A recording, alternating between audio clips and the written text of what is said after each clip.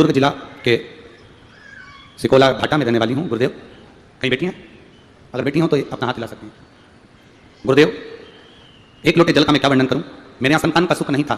पत्र को आप एलईडी पर पढ़ सकते हैं, आस्था चैनल पर पढ़ सकते हैं। मेरे यहाँ संतान का सुख नहीं था। 6 साल हो गए थे, कोई संतान नहीं थी। डॉक्टरों को दिखाया, फिर भी कुछ नहीं हुआ। फिर मेरी पड़ोस की आंटी ने मुझे शिव मंदिर जाकर एक लोटा जल शिव जी को चढ़ाने को कहा। साथ साथ में आपकी शिव महापुराण की कथा को आस्था चैनल पर सुनने को कहा। मैंने वही किया। एक दिन कथा सुनते हुए पशुपति व्रत के बारे में आपने बताया। मैंने करना प्रारंभ करा। सफेद आंकड़े की जड़ को पति और पत्नी को लाने को कहा। मैं उसको लेकर आई अपने पति के साथ। शिवजी पे से 21 बार घुमाकर तुम रुकेश्वर महादेव का नाम लेकर उस सफेद आंकड़े की जड़ को कमर में बांधने का कहा।